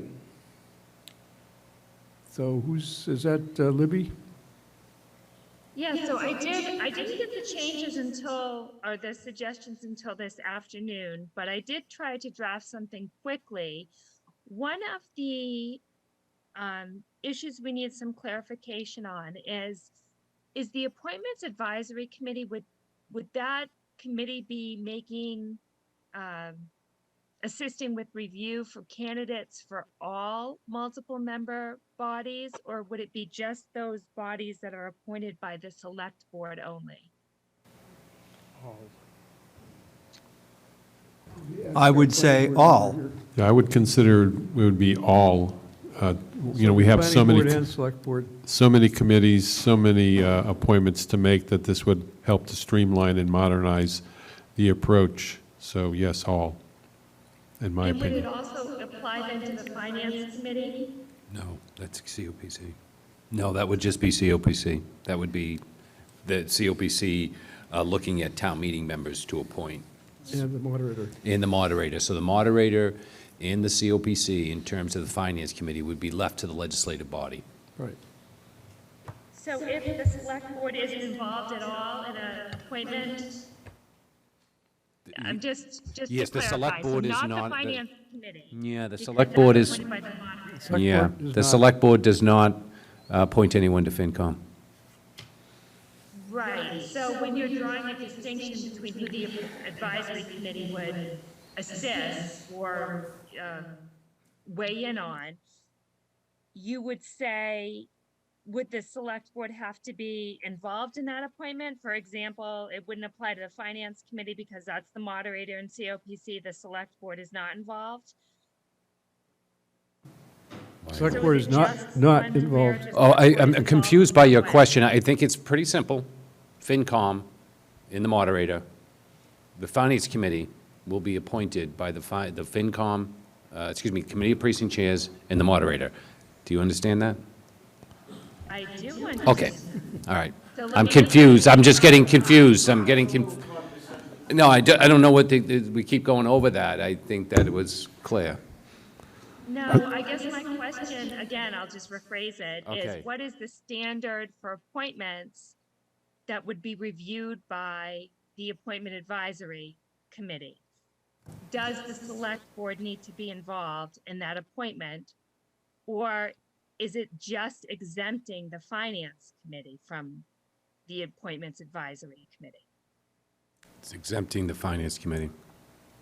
So the only committee that the advisory committee would not be involved in would be the finance committee. I think that's right. So we're talking open space committee and the Planning committees board. would be involved because they're appointed by the planning board. And the select board appoints the conservation commission, so that's another one. I think, Libby, we can't. You have zoning board of appeals, you got building committee, and credentials matter, and all those. Right. Yeah. Some of those people are appointed by the planning board. It's a So are there any mix. committees that you think should Yeah. not be subject to this process beside the finance committee? No, just the finance. Just the finance committee? Okay, so that's one of the clarifications that we Right. needed. But And that's- the language that I've put together, I'm happy to email over, but generally it incorporates the language from the committee member.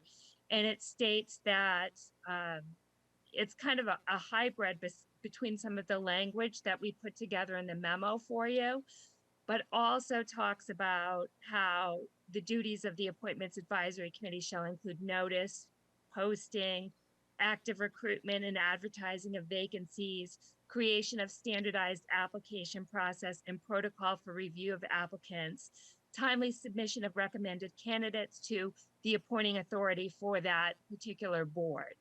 So, like I said, I'm sorry that I wasn't able to turn it around incredibly quickly, but I didn't receive that email until afternoon today. So I do have some language drafted, and I'd be happy to send that along to the committee. Libby, so there's no mystery, it was Bill Cohen that furnished some language that you're referring to. So, Yes. so you're going to do a draft of that provision. So we will take it up on our next meeting next Monday night. Thank you. The next provision, again, is a new provision, which is the charter enforcement provision. We started discussing it last week, section 7-5-2.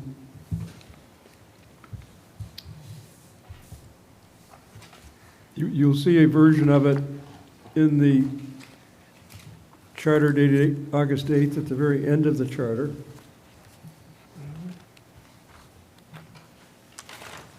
Do you have any further questions or discussion on the conflict, on the enforcement section?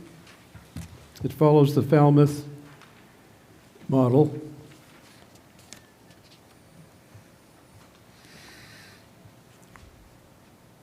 Betsy, you had several questions last week. You're okay with how it works? I'm looking at the memo on August 8th, memo 9, I'm sorry. I'm looking at memo 9, page 15, but I'm also trying to find it in the master draft of August 8th. 33. Page 33, because I wanted to see if they were the same, actually. 33 in the, here, number 33? Oh, 55. 55, okay, I was 55. going to say, I'm not seeing it there, thank you. So Betsy, you're on page well- 15 of memo 9. That's Of the language. Yes, of the memo, that we're and I proposing. don't know if it's the same as the master draft from August 8th. Yes, it's the same language. But so I'm going to look at both, but on the 4 months, I think we discussed that that's kind of a long time. I think we agreed to change that to 2 Yeah, months. I think we did, I think we had talked about that. David, what was your comment? We agreed last week to change that from 4 to 2 months, Right, I think. I haven't read the minutes yet, so. that's right. sorry. That was an edit, 2 months, that's right. Any other changes to it?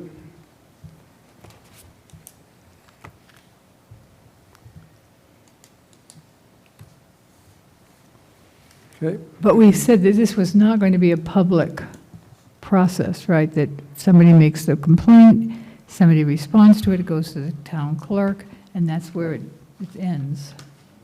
There's no public embarrassment, we said.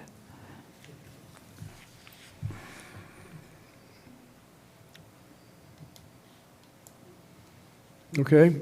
But on page 56, yes, and also on page 15, it says the town clerk shall forward a copy of the complainant, shall forward a copy of the reply to the complainant with a copy to the town manager and the select board. So when this goes to the select board, it becomes a public document, right?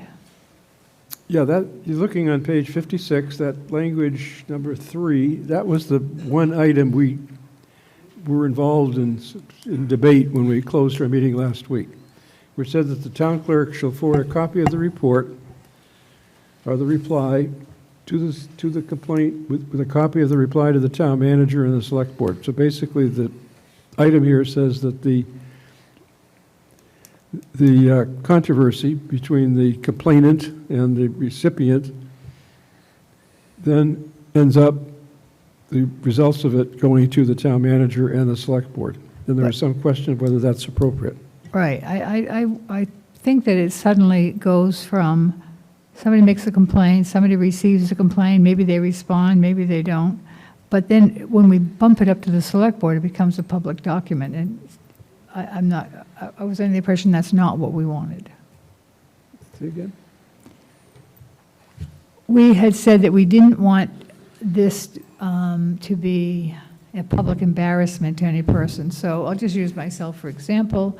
I vote for something, I own a small business, I actually don't own anything, but suppose I owned a small business, and as a town meeting member, I voted for something, and then somebody in the town meeting says Betsy Hall shouldn't have voted for that because she owns a business.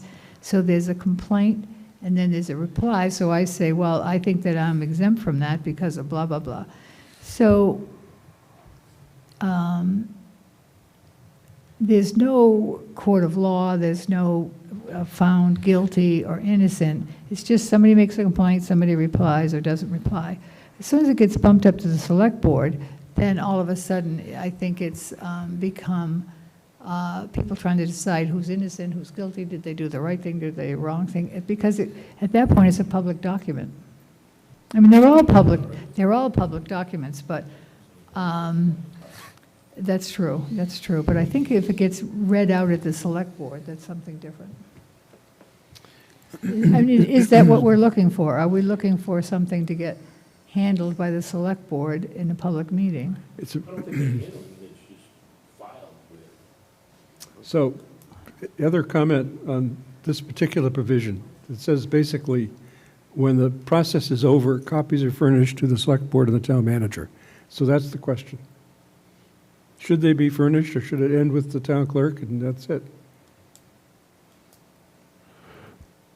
Mr. Chairman, David, I didn't hear that. it's Frank. Sorry. Yes, Frank. It's me. I mean, there are instances, for example, in the charter, we have increased awareness of the importance of the master plan and adherence to it. Those could be charter violations, and those are things that shouldn't be simply filed away. They need to be acted upon. They need to be, because some violations of the charter will have, important impacts on the direction the town is taking. So it's possible, I suppose, to maybe add language that the individual complainant's name shall be, removed from the complaint so that they're not susceptible, but the violation itself needs to be somehow brought into the sunlight.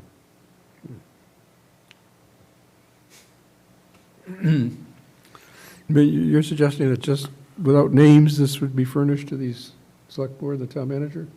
And potentially to the body that is most involved in it.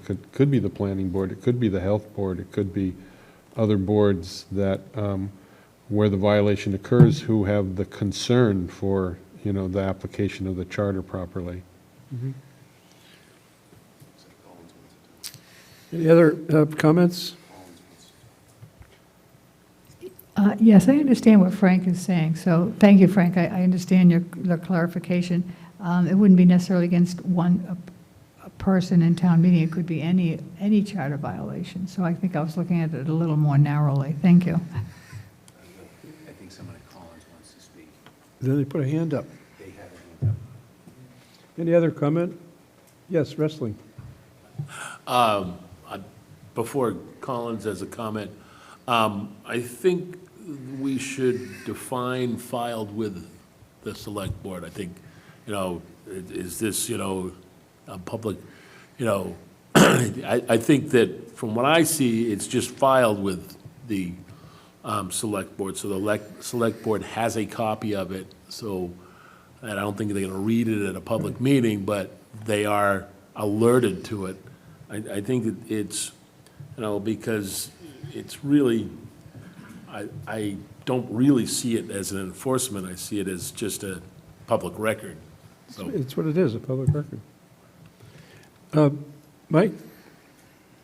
Did you have a comment? Thanks, Mr. Chairman. Yeah, one quick thing for me, and then I think others on our team also had another one. My quick comment is you were concerned about the select board seeing it in subsection B3, but already in A2, the select board is receiving a copy of the complaint itself.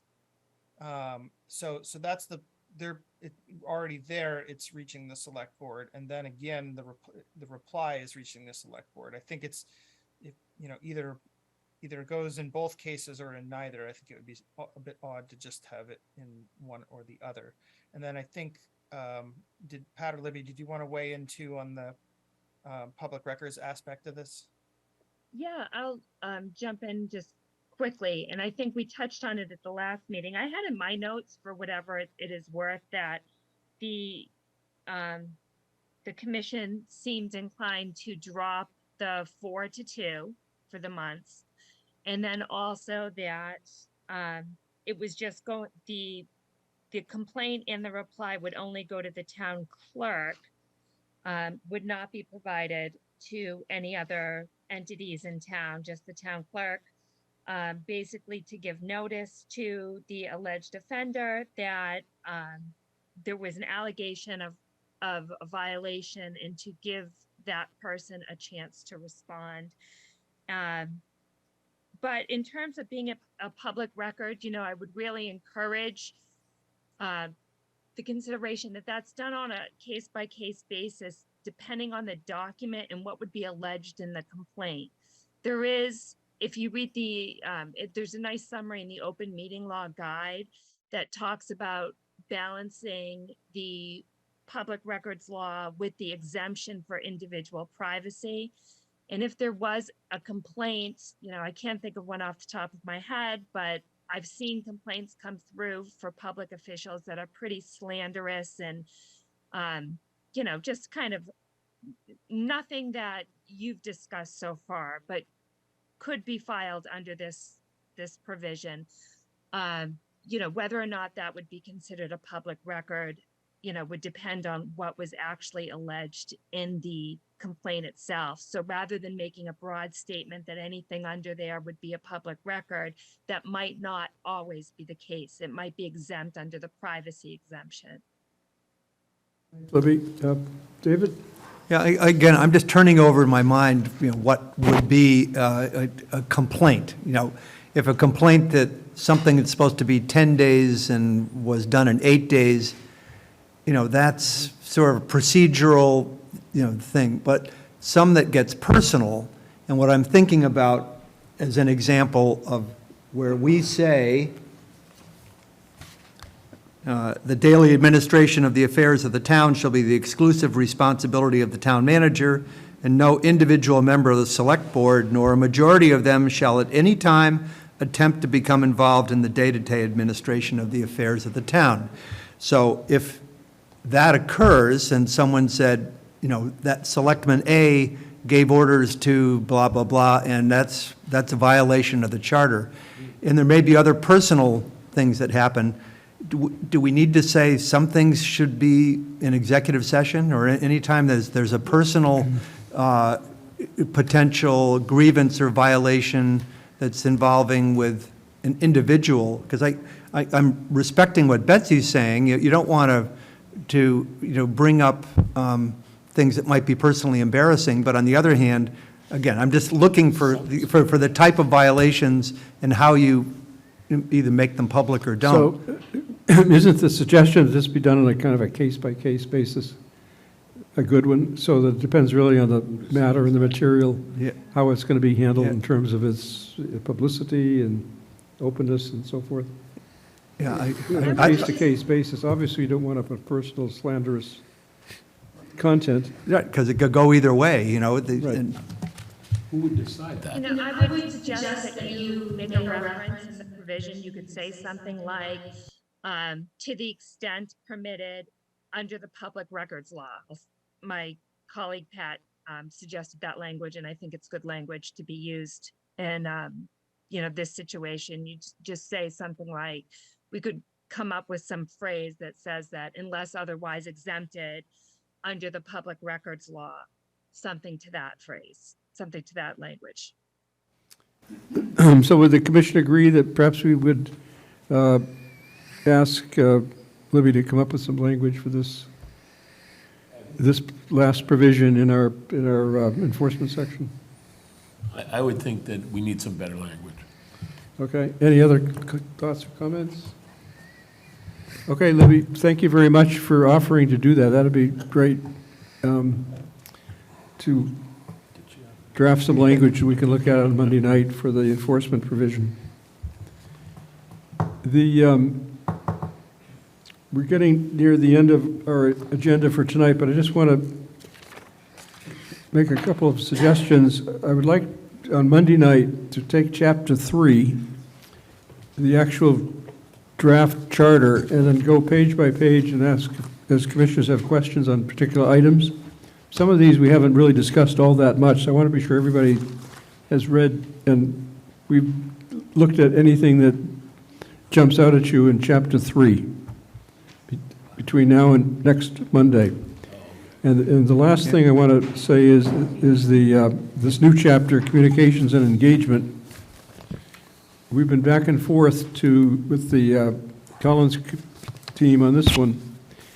There's a lot of language in the memorandum number 8 on what should go in that particular chapter, Communications and Engagement. And maybe, Mike, you could just make a couple of comments tonight that reflects our discussion here and how we're going to try to put some things in there that aren't, that actually make sense. Sure. Thank you, Mr. Chairman. So, yeah, if you look in memo number 8, you'll see a couple examples of pieces related to communications and engagement that fall in existing Massachusetts charters. And then you will see a brand new example section from the National Civic League's Model City Charter, just updated, I think it was last year or the year before, brand new section they've created on communications and engagement. So a couple quick things. First, to our knowledge, there is no current Massachusetts municipal charter that has a chapter or article on communications and engagement. So you'll be breaking some new ground here, which is exciting. We would suggest, a couple of different pieces, I think, that could go into it. I'm guessing once you look at the National Civic League's model chapter, you'll see it is very long and thorough and detailed, and it may be more so than you're looking for, especially given the time remaining. I think we may want to consider keeping it concise, putting in a couple of key pieces around the principles and a couple of general broad stroke items about how to get there. But I also think we want to be deferential to the executive, particularly the town manager, but to the executive generally, to figure out how to implement what the charter will say about communications and engagement. I don't think we want to get into the weeds about specifying you must do this, you must do this, you must do this. So, for example, I just a couple of sentences I borrowed from different places that are in the examples in memo 8. I'm pulling little pieces of each of them. There's a sentence in the Model City Charter chapter about principles that, and I modified it. It says city, but I modified it. So you could say something like, the town and all its boards, committees, commissions, and departments shall treat communications and public engagement as integral parts of effective and trusted governance, not just as an occasional process or activity. The town shall treat engagement as a multi-channel endeavor that includes face-to-face meetings, virtual interactions, and other online communications. So something like, not simply that exactly, but something like that is a statement about the importance of communications as an engagement, and engagement as the starter of that chapter. Another idea I was think you could do is you could give the town manager general responsibility at a really broad level in the chapter for communications, and then punt it for a little more detail in the enumerated list of responsibilities in section 3.5.1. So that could read something like that. So in the new chapter, it could say the town manager shall be responsible for developing and executing comprehensive communication engagement strategy as provided in section 3.5.1, and then whatever letter. And then within that, you could I'm borrowing a revised version of, I think it was in Watertown. So among the duties of the manager, be responsible for town government communications, including but not limited to developing a comprehensive communication strategy, coordinating the announcements and messages from town department heads, communicating regularly via all available media avenues with residents, ensuring that aspects of the town's website are kept up to date, and soliciting recommendations for greater communication from residents. So something along those. And then the last thing I'll say, but you're just thinking about this, is none of this will come free. If you put this in, I think it will be a recognition that the town will need to increase its staffing and have some person or persons devoted solely to communications and engagement. I would again defer to the town manager and the select board as to what that position or positions would look like. But be aware that if you're doing this, there's no way that manager's office will be able to accomplish these things without adding additional staffing. So just wanted to put that out there. But having said that, I would make a strong case that it's worth it to the efficiency, effectiveness, transparency, and responsiveness of your town government to have someone who is in the executive whose mandate involves these topics. So happy to hear what the commission wants to do with this. This is exciting that you'll be breaking some new ground if we move forward on this, and happy to help flesh it out in the meeting or meetings ahead. Okay, thank you for the offer. So at our next meeting, we're going to look at the language, final language on the Appointments Advisory Board, the Charter Enforcement Provision.